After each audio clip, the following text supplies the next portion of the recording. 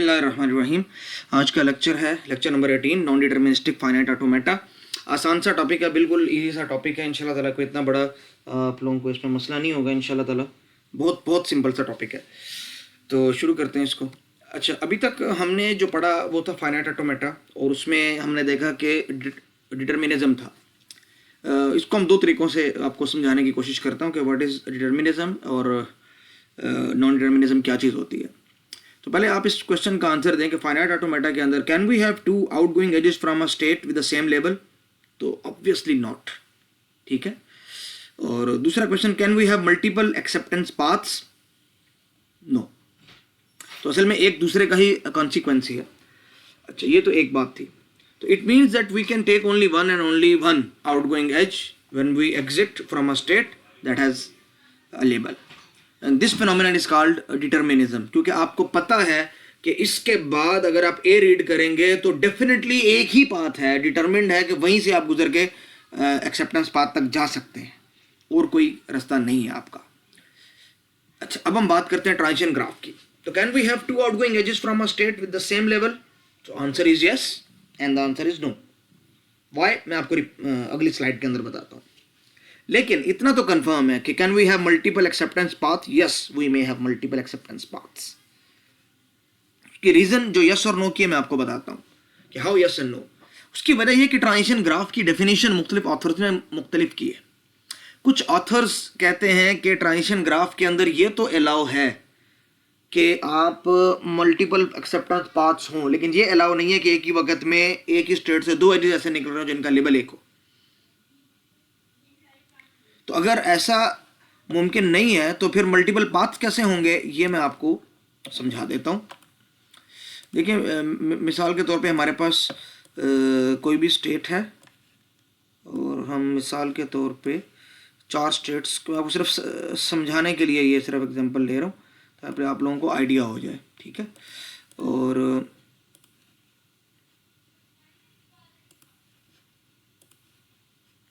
सिर्फ चूँकि समझाना ही मकसूद है, इसी वजह से ज़्यादा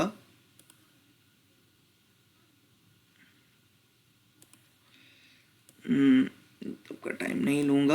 आपको इंशाल्लाह ताला ये चीज़ समझ में आ जाएगी, आसान सी चीज़ है, ठीक है।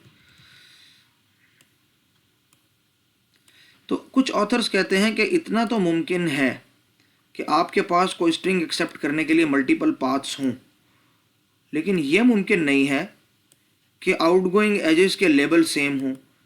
तो क्वेश्चन इस पे ये उठा कि ये खुद कैसे मुमकिन है कि बग़ैर आउटगोइंग एजेस का लेबल सेम होने के आप एक ही चीज़ को एक्सेप्ट कर लें? ऐसा तो हो नहीं सकता। तो हमने कहा हम ट्राई करके देख लेते हैं कैसा हो सकता है कि नहीं हो सकता, ताकि आपका कॉन्सेप्ट क्लियर हो जाए। देखें, आपके पास यहाँ मैं लिखता हूँ ए, वो ये लेबल है। दूसरा लेबल है बी ए बी, ठीक है। क्योंकि हमें पता है कि ट्रांजिशन ग्राफ के अंदर आप चाहें तो एच का लेबल आपका सिंगल कैरेक्टर भी हो सकता है और एक सब स्ट्रिंग भी हो सकता है। तो ये बात तो ठीक हो गई। अब ऑथर्स कुछ कहते हैं, कुछ प्रोफेसर्स का ये कहना है, ऑटोमेटा के एक्सपर्ट्स का ये कहना है कि आप यहाँ पे सिंबल ए को पुट नहीं कर सकते, बिकॉज यहाँ पे हमें जो है लेबल्स अलग अलग इस्तेमाल करने, लेकिन फिर भी एक स्ट्रिंग एक्सेप्ट होने के मल्टीपल पाथ्स हो सकते हैं। अब हमने कहना है वो कैसे, तो हम कहते हैं यहाँ पर हम रख देते हैं ए बी, और यहाँ भी हम रख देते हैं ए बी। इसको हम नाम दे देते हैं प्लस स्टेट का, और इसको हम नाम दे देते हैं और स्टार्टिंग स्टेट, जिसको माइनस स्टेट भी कहते हैं। तो अब देखें, अगर हम इस पाथ पे जाते हैं तो लेबल है ए, इस पे जाते हैं लेबल है ए बी, लेबल डिफरेंट है, ठीक है। और इधर से हम जाके ए और फिर बी ए बी, हमारा स्ट्रिंग बनेगा ए बी। अगर हम यहाँ से आते हैं तो स्ट्रिंग बनेगा ए बी। तो स्ट्रिंग ए बी हमारे पास दो मुख्तलिफ पाथ से we can produce it, we can generate it, A B. तो एक पाथ होगा माइनस से ये वाली स्टेट और फिर प्लस स्टेट, और दूसरा पाथ होगा जिसके अंदर ये लोअर वाला जो नीचे की तरफ वाले दो एजेस हैं ये शामिल होंगे। तो ये मुमकिन है ट्रांजिशन ग्राफ के अंदर कि आपके पास एक ही स्ट्रिंग दो मुख्तलिफ पाथ से एक्सेप्ट हो जाए, ठीक है, we can have multiple acceptance paths, लेकिन ये ज़रूरी नहीं है कि एजेस के लेवल सेम हों, ठीक है। इसलिए बाज़ ऑथर्स ने इसको अलाउ किया, बाज़ ने इसको अलाउ नहीं किया, ठीक है। तो अब आपको इस स्लाइड की समझ आ रही होगी कि even if some scholars do not allow more than one outgoing edges from one state with the same label in transition graph, still they say that we can have multiple acceptance paths, ठीक है। तो ये, और वो किस तरह है वो मैंने आपको बता दिया। तो बहरहाल जो भी हो, है ये चीज़ थोड़ी सी नॉन डिटर्मिनिस्टिक, क्योंकि ये कंफर्म नहीं है कि आपने इधर ही से जाके लेंगे और इधर, और एक तरह से ये नॉन डिटर्मिनिस्टिक नहीं भी है, क्योंकि आप अल्टीमेटली एक ही जगह पे पहुंच रहे हैं आप, यानी आपका कोई पाथ फेल नहीं हो रहा इस सूरत में, ठीक है। तो in transition graph if we are not allowed to write this directly, अगर हम इस तरह नहीं लिख सकते ए बी बी और ए बी बी, अगर हम कहते हैं कि बहुत से ऑथर इसको अलाउ नहीं करते, तो कहते हैं नहीं इस तरह आप नहीं लिख सकते ट्रांजिशन ग्राफ के अंदर, ये अलाउ नहीं है। तो फिर हम इसी मकसद को अगर अचीव करना चाह रहे हैं तो हमारे पास कोई तरीका है, बिल्कुल तरीका है। आप इसको दो स्टेट्स में स्प्लिट कर लें, ए बी और बी में। तो देखें अब यहाँ पे देखें इसके दो आउटगोइंग एजेस ए बी और ए बी बी हैं, दोनों डिफरेंट सब स्ट्रिंग्स हैं, गो के उनका लेफ्ट मोस्ट जो टू सिंबल्स हैं वो सेम है, लेकिन हम पूरे एच को काउंट करें तो एच के लेवल डिफरेंट है। तो हम इसी चीज़ को दूसरे अंदाज में अचीव कर सकते हैं, ठीक है। तो मिसाल के तौर पे ये एक दूसरी एग्जांपल है, इसमें ए है 7 से ए बी यहाँ भी जा रहा है, यहाँ जा रहा है, और बी यहाँ भी जा रहा है और यहाँ भी जा रहा है। तो हम कहते हैं कि ट्रांजिशन ग्राफ के अंदर ये कुछ ऑथर्स अलाउ नहीं करते हैं, तो हमें ये चीज़ नहीं रखनी भाई। तो फिर इसको कैसे हैंडल करेंगे अगर हमें इसी तरह की कोई चीज़ बनानी है, तो मल्टीपल पाथ्स बी को यहाँ से बी के लिए बनाने हैं। तो उन्होंने कहा कि आप इसको इस तरह से कर लें, 7 से एक एम्प्टी एज निकालें यहाँ ये वाला, और फिर एक इंटरमीडिएट स्टेट के ज़रिए उससे आगे बी को एक्सेप्ट कर लें। तो यहाँ पर तो कम से कम ये होगा कि तीनों एजेस अलग अलग हैं, ए बी और एम्प्टी, तो ये चीज़ हम कर सकते हैं। तो इसी वजह से दोनों ऑथर्स का कॉन्फ्लिक्ट रिजॉल्व हो जाता है और आखिर में हमें ये पता चलता है कि we can take on more than one outgoing edges when we exit from a state, और यही डेफिनेशन है असल में नॉन डिटर्मिनिज्म की भी। अच्छा, फाइनाइट ऑटोमेटा के अंदर तो ये नहीं था, क्योंकि हमें पता है कि फाइनाइट ऑटोमेटा की एक लिमिटेशन है। तो अगर हम फाइनाइट ऑटोमेटा के अंदर थोड़ी सी चेंजेस ले आए, because finite automata is deterministic in nature, हम कहते हैं कि इसकी इस डिटर्मिनिस्टिक नेचर को अगर हम थोड़ा सा अल्टर करें और we allow two same labelled outgoing edges from a state, तो हमें एक फाइनाइट ऑटोमेटा की एक नई किस्म पता चलती है जिसको NFA कहते हैं, यानी non deterministic finite automata, NFA। तो NFA is a collection of 5 things. देखो इसके अंदर सारी फाइनाइट ऑटोमेटा की डेफिनेशन आ जाएगी कि there must be an alphabet set, जिसको आप डिनोट कर सकते हैं किसी भी ग्रीक सिंबल से, कैपिटल से sigma. There must be a finite set of states, because without states an automata can not exist. और there must be a starting state, and there must be a finite set of final states और a finite set of transitions। अब उन transition देखें, ये सारी की सारी definition वही है जो FA की डेफिनेशन है। अब दो चीज़ें एक्स्ट्रा इसमें ऐड हो रही हैं कि we allow the possibility of multiple edges with the same level and there may be some states that do not have any outgoing edge at all. तो ये चीज़ एक्स्ट्रा है। तो NFA की डेफिनेशन के अंदर FA तो सारे का सारा आ गया और कुछ एक्स्ट्रा, ठीक है। तो as an extra condition, as the extra conditions are not mandatory to be followed, क्योंकि वो एक्स्ट्रा है, ये जरूरी नहीं है कि आप इनको फॉलो करें। वी अलाउ, हम अलाउ कर रहे हैं, रिस्ट्रिक्ट नहीं कर रहे कि ऐसा ही होगा। और इस तरह वी मे हैव, तो ये दो अल्फाज बता रहे हैं कि ये ऑप्शनल चीज़ें, ठीक है। ये इसकी एक समझे थोड़ी सी फंक्शनलिटी को हमने इम्प्रूव कर दिया है, ठीक है। तो as an extra condition are not mandatory to be followed, so every DFA और सिंपली FA। अच्छा, ये चीज़ आता है जब हम भी FA लिखते हैं फाइनाइट ऑटोमेटा सिंपली, तो उससे मुराद असल में DFA ही होता है, क्योंकि finite automata deterministic in nature, ठीक है, बाय डेफिनेशन। तो ये D का सिंबल हम उसके साथ नहीं लगाते, लेकिन जब उसको हम NFA के साथ कंट्रास्ट में इस्तेमाल करते हैं तो अक्सर हम DFA को मेंशन करते हैं, लेकिन अगर कभी ना भी मेंशन करें तो उससे मुराद DFA ही होगा, ठीक है। तो every FA is an NFA while the converse is not possible, every NFA is not FA, ठीक है। अच्छा, हर FA एक NFA होता है, तो इसका मतलब languages of FAs are a subset of languages of NFAs, और हर NFA जो है ये ट्रांजिशन ग्राफ की कंडीशन को सेटिस्फाई कर रहा है हमारे पास।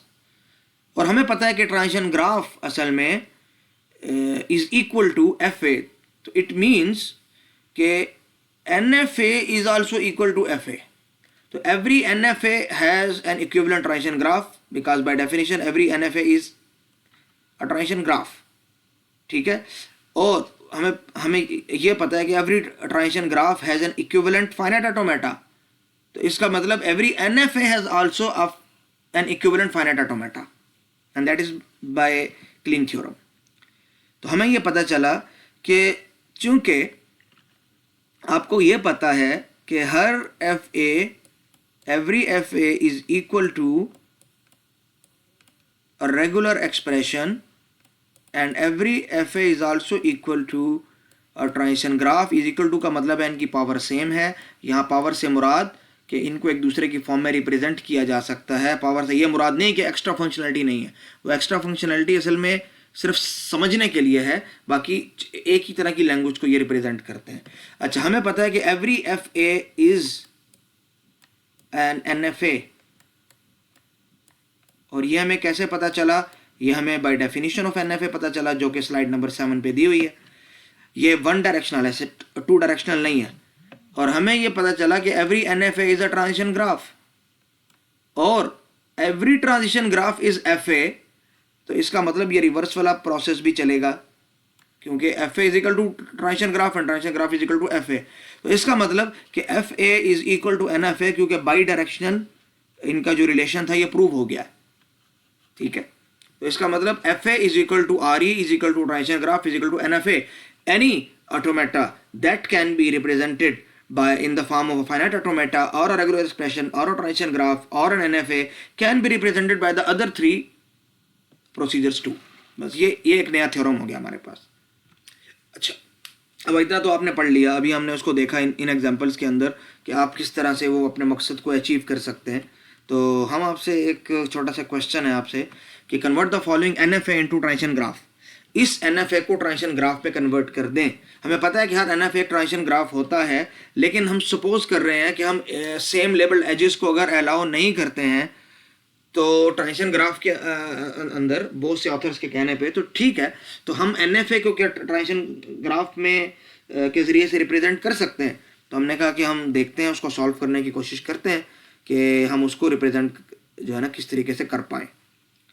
अच्छा, ये एरोस तो हमारे काम आने वाले हैं, तो इनको हम अलग से रख लेते हैं। हमारे पास टूल बॉक्स एक बड़ा अच्छा ज़रिया है अपना काम निकालने के लिए।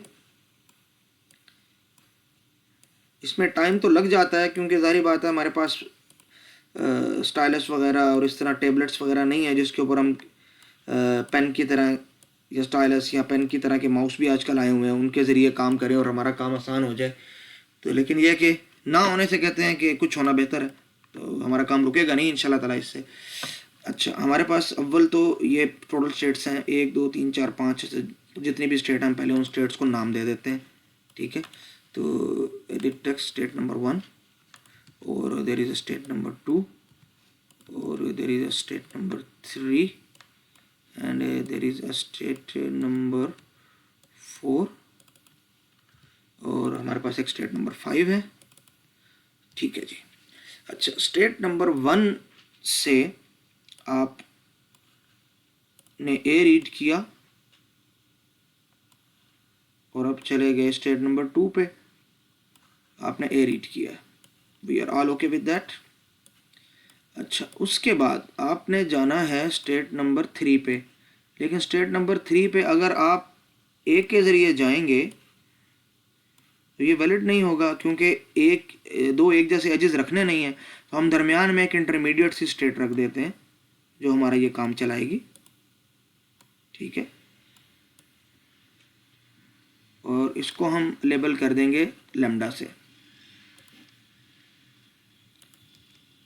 लैम्डा मीन्स एम्प्टी स्ट्रिंग, सो इंसर्ट सिंबल,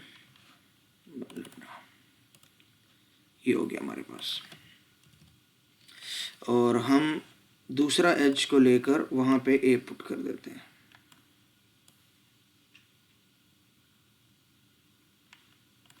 ये हो गया हमारे पास। तो यहाँ पे हम पुट कर देंगे ए। तो हमने देखा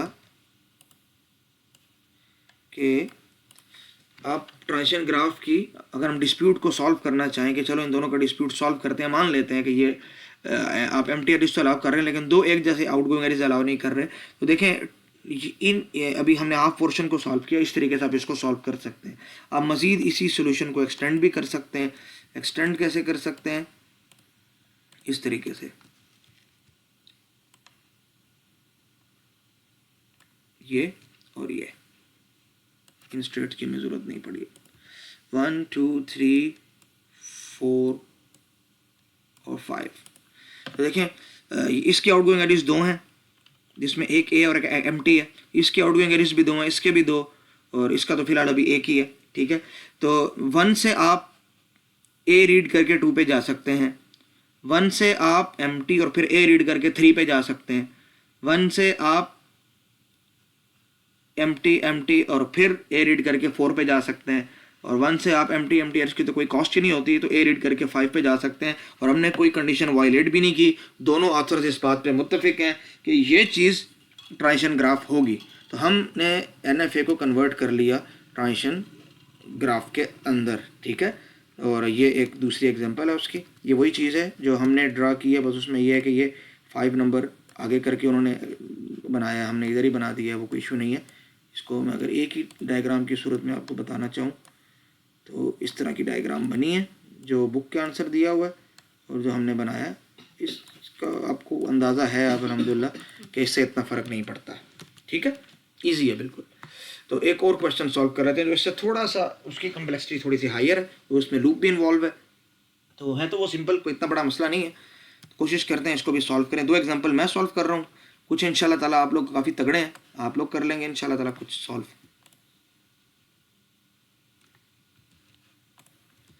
तो अगला क्वेश्चन हमारे पास ये है। तो अगेन आप देखें कि आपके पास करने का काम असल में क्या, आपको 3 स्टेट चाहिए 1 2 और 3, तो आपने वो 3 स्टेट्स तो पहले बना दी 1 2 और 3। तो इनको हम इसी तरह नाम दे देते हैं 1 2, there is state number 2 there, और फिर एक स्टेट चाहिए आपको स्टेट नंबर 3 के नाम से, स्टेट नंबर 3, ठीक है। 3 स्टेट चाहिए आपको। अच्छा, 1 से आप ए रीड करके 2 पे जा सकते हैं, तो ये जो आसान वाला काम है वो तो हम सबसे पहले कर लेते हैं।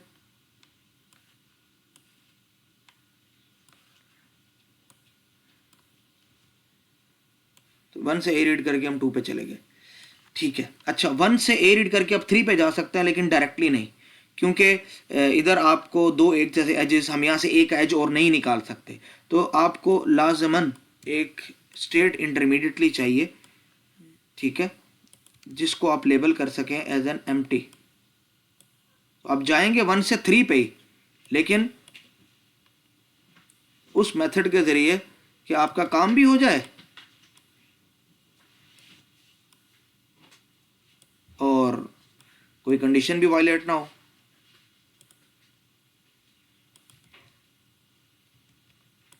अच्छा, अब जो बारी आई है वो हमें लूप को हैंडल करना है। ये एग्जांपल असल में कराई लूप के लिए, बाकी ये तो इजी पार्ट था, अगर ये लूप ना होता तो ये शायद एग्जांपल भी मैं आपको ना करवाता। तो देखें, आप 1 से 2 पे जा सकते हैं, पे 1 से 3 पे भी, बस इसके दरमियान में एक इंटरमीडिएट नोड लगा दी है जिसपे एम्प्टी है। इसका क्या करेंगे? It's a loop. Loop means a को रीड करके आप इधर आएंगे, तो ए को रीड करके आप 3 पे पहुंचे हैं, तो अल्टीमेटली आप यहाँ पे तो नहीं जाएंगे, तो हम कहते हैं हम एक और इंटरमीडिएट नोड चाहिए जिसको हम इसका सेकंड आउटगोइंग एज यानी एम्प्टी से डिनोट कर देंगे। इसको हम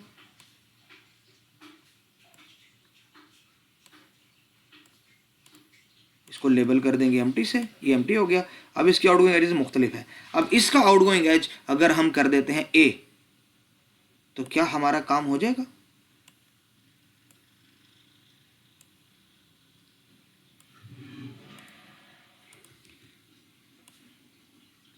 तो 1 से empty empty a, it means a का सर्किट। तो ए का circuit can be represented as a loop of a.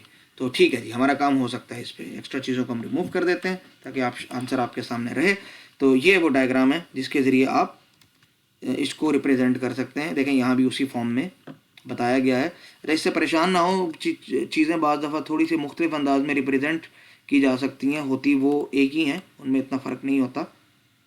तो उम्मीद है आप लोग ये चीज़ समझते हैं। लेकिन फिर भी उन बच्चों के लिए जो बिल्कुल कहते हैं जी जैसे है बस एज इट इज़ वैसे ही पिक्चर होनी चाहिए, हालांकि ये कंपलसरी नहीं है, तो उनके लिए हमने ये थोड़ा सा मैं पिक्चर को अल्टर कर रहा हूँ, क्योंकि इसको हमने अपने अंदाज से सॉल्व किया था। चीज़ वही है, बस स्टेट्स की पोजीशन को थोड़ा सा चेंज कर दिया गया। ठीक है, ये हो गया, ये सेम यही डायग्राम है। यहाँ से ए का आ रहा है, यहाँ पे ये ए के लिए आ गया। ठीक है, हमारे पास चीज़ वाज़े हो जाएगी इंशाल्लाह ताला आपको। ठीक है जी, बिल्कुल आसान सा टॉपिक है। देखिए इसमें कोई नई चीज़ नहीं है, इसलिए कि आपने कोई नई चीज़ सीखनी नहीं है। NFA एक जस्ट एक कॉन्सेप्ट है कि जिसके अंदर आप ये कह रहे हैं कि जी आप नॉन डिटर्मिनिज्म को इंक्लूड कर दें, आप दो एरियाज एक जैसे रख लें। और आपको बड़े मज़े की बात बताऊं, कभी कभी NFAs बहुत आसान होते हैं समझने के लिए DFAs में। बच्चे कहते हैं जब DFA है और वो समझ भी आ रहा है तो NFA क्यों? NFA ज़्यादा आसान है। कैसे? देखें, एक NFA हमने बनाया है A+B होल स्टार, A+B और फिर A+B होल स्टार, यानी कि दरमियान में या ट्रिपल A या ट्रिपल B होगा, उससे शुरू या बाद में कुछ भी हो सकता है। देखिए NFA में कितनी आसानी हो गई। आप स्टार्ट पे एक लूप लगा दिया AB का। अब देखें, अव्वल तो होना ये चाहिए कि AB के लूप लगा दिया तो दो आउटगोइंग एजेस हो गए। FA में मजीद इन AB की गुंजाइश ही नहीं थी, लेकिन हमने कहा नहीं, A शुरू में कुछ भी हो सकता है, फिर 3 A's या 3 B's होंगे, और जब 3 A's खत्म हो रहे तो उसके बाद एक्सेप्ट भी हो सकता है और A+B का लूप यहाँ भी हो सकता है, यहाँ भी हो सकता है। कितनी सिंपल सी डायग्राम है। अब आप एक काम करें, वीडियो को रोकें, FA आपने पढ़े हुए, FA मीन्स DFA, और आप इसी की ज़रा रेगुलर एक्सप्रेशन बनाना, FA बनाने की कोशिश करें इसी रेगुलर एक्सप्रेशन का, और फिर अगली स्लाइड पे जाएं। लेक्चर को ज़रा बाद में सुनें, पहले खुद कोशिश करें और देखें ये कितना आसान था और FA बनाना कितना मुश्किल होगा। ठीक है, आपकी बुक में वो बनाया भी हुआ है और उसको देख लेंगे। लैंग्वेज सेम रहेगी, DFA उसका बनाएं, आपके पास आंसर कुछ इस तरह से आएगा जो और के नीचे लिखा हुआ है, ये वाला पोर्शन। अब आप ईमानदारी से बताएं, ऊपर वाली डायग्राम को देखें और आप इस रेगुलर एक्सप्रेशन बनाने की ज़रा कोशिश करें। देखिए शुरू में A+B का स्टार है, तो जी A+B होल स्टार, शुरू में तो यही है। यहाँ पे ड्राइंग ज़रा मुश्किल होती है मेरे लिए, क्योंकि इतना कंट्रोल माउस का इतना अच्छा है नहीं। और उसके बाद 3 A's हैं या 3 B's हैं, तो यहाँ 3 A हो जाएंगे, A और 3 B's, और उसके बाद चाहे 3 A's हो या 3 B हो, A+B होल स्टार, तो वही चीज़ आ जाएगी दोबारा, A+B whole star. So look how easy it is, कितना आसान है इसको मैनेज करना। इसमें आप देखें, समझने की कोशिश करें ये कौन सी लैंग्वेज बता रहा है। चलो किसी तरीके से आपने, बहुत इंटेलेक्चुअल किस्म के लोग हैं और थोड़ी सी अंडरस्टैंडिंग FA की ज़्यादा आपने बना लिया। अब आप किसी को पेश करें और बताएं इसकी लैंग्वेज बताएं, तो आपको खुद ही अंदाज़ा हो जाएगा कि है तो आसान, क्योंकि A 3 A's के बाद AB पे जा रहे हैं, और 3 A's के पहले भी आप कुछ भी रीड कर सकते हैं। जैसे आपने A रीड किया, फिर B किया, फिर A किया, फिर B किया, और फिर आप कहते हैं कि 3 A करूं, तो फिर एक A, फिर एक A और फिर एक A। अगर आपने शुरू में 2 A रीड किया और फिर आप B रीड करते हैं, इसका मतलब A+B होल स्टार पे हैं, तो एक B के बाद 2 B's आपको ज़रूरी हैं। तो अल्टीमेटली आंसर तो दोनों का सेम है, लेकिन इसकी विजिबिलिटी, इसकी अंडरस्टैंडिंग लेवल, इसको समझना, इसको बनाना फार ईजियर और फार बेटर, बहुत आसान हो जाता है। NFA की पावर की जब हम बात करते हैं तो NFA की पावर अंडरस्टैंडिंग के एतबार से है। बाकी किस तरह की लैंग्वेज को ये दोनों रिप्रेजेंट करते हैं, उस मामले में दोनों की पावर सेम है। तो NFA is equal to DFA। ठीक है, तो जब हम कहते हैं NFA ज़्यादा पावर, अच्छा हम ये बात कर रहे हैं कि NFA is equal to DFA, NFA is equal to DFA, it means they are equal in power. एक लैंग्वेज जिसका NFA बन सकता है उसका FA भी ज़रूर बन सकता है, और एक लैंग्वेज जिसका FA बन सकता है उसका NFA भी ज़रूर बन सकता है। इनफैक्ट वो NFA की डेफिनेशन पे तो पहले ही पूरा उतरा हुआ है। तो जब पावर दोनों की सेम होने का यह मतलब होता है। इस स्लाइड के अंदर जो लिखा हुआ है कि इसकी पावर, तो इससे मुराद होता है इसकी अंडरस्टैंडिंग की, इसकी आसानी की पावर, इसको अंडरस्टैंड करने की पावर। ठीक है, इसको रिप्रेजेंट करने की जो पावर है वो। बाकी लैंग्वेज दोनों एक ही तरह की रिप्रेजेंट करते हैं। तो एफ ए के अंदर हमने देखा कि अगर कोई एक रेगुलर एक्सप्रेशन थी जिसको आप FA1 के ज़रिए करते हैं डिनोट, और एक रेगुलर एक्सप्रेशन R2 है जिसको आप FA2 के ज़रिए कर रहे हैं डिनोट, तो कितना लंबा चौड़ा प्रोसेस था RA1 प्लस RA2 बनाने के लिए, या दोनों को कॉन्केटिनेट करने के लिए, या उनके क्लोजर के ऑपरेशन को देखने के लिए। तो पूरा एक अजाब था, पूरे बच्चे एक लेक्चर एक चीज़ के ऊपर जो है ना गुजर रहा है। सिर्फ उस क्लीन थ्योरम को हमें प्रूव करने के लिए इतनी जान जोखों में अपनी जो है ना डालनी पड़ी। लेकिन NFA के अंदर ये बहुत ईजी है, हम सबको नहीं करेंगे, सिर्फ एक का सैंपल आपके सामने पेश कर रहा हूँ। ये दो आपके पास रेगुलर एक्सप्रेशन है RA1 और RA2, उनके लिए जो दो हैं फाइनाइट ऑटोमेटा ये बने हुए हैं FA1 और FA2, ठीक है। अच्छा, यहाँ फिलहाल आसानी के लिए ये कंसिडर कर रहे हैं कि इनके कोई इनकमिंग एजेस नहीं है ताकि कम्प्लेक्सिटीज इन्वॉल्व ना हो, और आपको बताएं कि किस चीज़ कितनी सिंपल हो जाती है। आपने इन दोनों को जोड़ना है। जोड़ने का मतलब ये है कि यहाँ से भी स्टार्ट कर सकते हैं, यहाँ से भी स्टार्ट कर सकते हैं, इनको कंबाइन करके एक नया ऑटोमेटा बनाना है। कोई लंबी चौड़ी स्टेट्स की ज़रूरत नहीं है। आप पहले वाले ऑटोमेटा को थोड़ा सा रोटेट करें, रोटेट करने के बाद इनकी स्टेट्स को ज्वाइन कर दें, ख़त्म, काम ही ख़त्म, और कुछ करना ही नहीं। क्यों? स्टार्ट स्टेट से अब यहाँ भी जा सकते हैं और इधर एक्सेप्ट कर लेंगे, और स्टार्ट स्टेट से अब यहाँ भी जा सकते हैं। तो ये या ये, इन दोनों पाथ में से कोई एक पाथ आप चूज़ कर सकते हैं। तो left plus right means R1 plus R2 या FA1 प्लस FA2। बहुत सिंपल सी बात है। तो इसी तरह बाकी दोनों चीज़ों का भी हाल है, ठीक है। तो बहुत सिंपल सा प्रोसेस है। उसको आप रोटेट करके पूरी की पूरी डायग्राम को इस तरह से करें ड्रा, और उसके बाद उनको कंबाइन कर दें। अगर इनकमिंग एजेस नहीं, इनकमिंग एजेस होंगे उसको भी थोड़ा सा देख लिया जा सकता है, वो भी कोई इतना बड़ा इसका प्रोसीजर नहीं है। पिछले लेक्चर के अंदर आपने देख लिया होगा इनकमिंग एजेस को हम किस तरह से करते हैं, डील करते हैं। तो ईजी थिंग है बिल्कुल, ठीक है, इस तरह। अच्छा, एक नया कॉन्सेप्ट है, वो है NFA-empty। देखिए, अभी तक हमारे पास कौन कौन सी होगी मशीन्स? हमारे पास मशीन हो गई जी, सबसे पहले FA की फॉर्म में रिप्रेजेंट कर सकते हैं, और उससे भी पहले हमने उसको रेगुलर एक्सप्रेशन की फॉर्म में रिप्रेजेंट किया था, और फिर हमने उसको बताया था कि हम उसका ट्रांजिशन ग्राफ बना सकते हैं, और ट्रांजिशन ग्राफ के बाद हमने कहा था कि ये तीनों इक्वल हैं, और फिर हमने ये कहा था कि एक NFA भी आ गया है हमारे पास। NFA के अंदर सब कुछ अलाउ है, लेकिन एक तो ये दो चीज़ें अलाउ नहीं है। एक तो ये कि एजेस के ऊपर सिंगल अल्फ़ाबेट रहेगा, ज़्यादा अल्फ़ाबेट नहीं हो सकता। दूसरा, एम्प्टी एजेस नहीं थे ट्रांजिशन ग्राफ में, एम्प्टी एजेस थे। अब हमने कहा कि एक फीचर ट्रांजिशन ग्राफ का और ले लेते हैं, और NFA की एक नई किस्म बना लेते हैं जो कि असल में इन्हीं के इक्वल होगी। ये 5 चीज़ें आपस में इक्वल हैं। NFA-empty, तो NFA-empty NFA ही की एक स्पेशल टाइप है जिसके अंदर एम्प्टी स्ट्रिंग्स को भी हम एक्सेप्ट करते हैं। एग्जांपल दे रहे हैं, इसलिए पूरी लैंग्वेज को समझना जरूरी नहीं, सिर्फ एग्जांपल आपके सामने रखनी मकसूद थी कि कितनी आसानी इसमें हो सकती है। इसमें एक मजीद फीचर ऐड हो गया और इसकी वजह से आप आसानी देखें।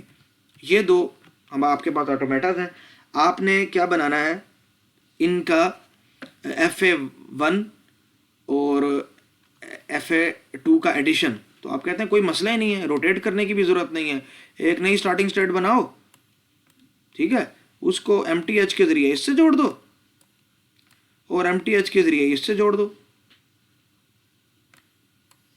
इनका एम्प्टी का स्टेटस ख़त्म कर दो, उसका सॉरी फर्स्ट स्टेट होने का, बात ही ख़त्म हो गई। FA1 प्लस FA2 बन गया। अगर इनको मैंने वो करना है, कॉन्केटिनेट करना है, तो फिर भी आसान है। कॉन्केटिनेट करके भी बता देते हैं। कॉन्केटिनेट तो इनका बहुत इजी है। कॉन्केटिनेट में क्या है, कॉन्केटिनेट के अंदर ये है कि आप कहेंगे ये जहाँ पे ख़त्म होता है उसके बाद यहाँ चले जाओ MTH के ज़रिए, बात ही ख़त्म हो गई। और अगर आपने किसी भी ऑटोमेटा का क्लीन स्टार क्लोजर लेना है तो आप कहते हैं जब भी ये ख़त्म हो जाए तो उसके बाद MTH के ज़रिए शुरू पे चले जाओ, बात ख़त्म हो गई। तो NFA-empty तो सबसे आसान है समझने के लिए, ठीक है। अब ये एक छोटा सा टास्क है आप लोगों का। टास्क आपका ये है कि इसको क्लास टास्क समझें कि आपने कंपैरिजन टेबल बनाना है इन चारों का। पहले तो आपने ये बताना है कि number of states finite automata में कितनी होनी चाहिए ट्रांजिशन ग्राफ में, NFA में और NFA में इसका क्या criteria by definition. Number of initial states, ठीक है। और फिर नंबर ऑफ प्लस स्टेट्स कितनी हो सकती हैं फाइनाइट ऑटोमेटा में, ट्रांजिशन ग्राफ में, एनएफए में और एनएफए एम्प्टी में। फिर एजिस के लेवल का क्या क्राइटेरिया, एजिस के लेवल किस तरह के हो सकते हैं इन चारों के अंदर, ये सारी आप बता दें। फिर नंबर ऑफ आउटगोइंग एजिस कितने हो सकते हैं एफए के अंदर, ट्रांजिशन ग्राफ के अंदर, एनएफए में और एनएफए एम्प्टी में। फिर इनमें से कौन सा डिटर्मिनिस्टिक है कौन सा नहीं है इन चारों में, वो आपने ऑप्शन बताना है। फिर every path represents one word, इस क्वेश्चन का आपने आंसर कर देना है। और मैं आपको बताता चलूँ कि आप बुक की इसमें हेल्प ले सकते हैं, क्योंकि असल मकसद तो आपको अंडरस्टैंड करवाना है, तंग करना तो नहीं है। पहले कोशिश करें इसको खुद से करें, फिर आपके गालिबन चैप्टर 7 के एंड के अंदर इसका आंसर दिया हुआ है। इस एक कॉलम के अलावा ये बाकी सारे कॉलम तकरीबन उन्होंने फिल किए हुए हैं। तो आपकी ये सेल्फ असेसमेंट है कि आपको इन चारों चीज़ों की कितनी अंडरस्टैंडिंग हुई है। आप लोग खुद से इसको कोशिश करें, अपनी एक अंडरस्टैंडिंग उसको डेवलप करें, और अपने अंडरस्टैंडिंग को डेवलप करने के बाद इसके साथ मैच करके देखें कि वाकई आपका आंसर दुरुस्त आया कि नहीं आया। जैसे आपको पता है फाइनाइट ऑटोमेटा में नंबर ऑफ स्टार्टिंग स्टेट्स 1 हो सकती हैं, ट्रांजिशन ग्राफ के अंदर देयर में भी मैनी, ठीक है, 1 to n हो सकती हैं, मैनी हो सकती हैं। इस तरह एनएफए के अंदर कितनी हो सकती हैं, एनएफए एम्प्टी के अंदर कितनी हो सकती है, आपको ऑब्जेक्टिव में भी हेल्प करेगा। और इस तरह के टेबल से आपको ये फ़ायदा होगा कि आपके पास एक बेसिक अंडरस्टैंडिंग आ जाएगी हर एक की, आप जब चाहे रेफ़र कर सकेंगे कि अच्छा इसमें क्या है और क्या नहीं है।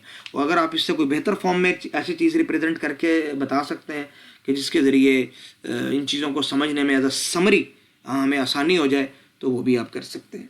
रीडिंग असाइनमेंट आपकी ये है कि आप चैप्टर नंबर 8 को पढ़ेंगे, जो नॉन डिटर्मिनिज्म के ऊपर ही है, और इसके अंदर ये सारे इश्यूज जो हमने बोले हैं ये एड्रेस हुए हैं। मैंने उसका खुलासा स्लाइड्स के फॉर्म में पेश कर दिया है, पेज 142 से पेज 149 तक।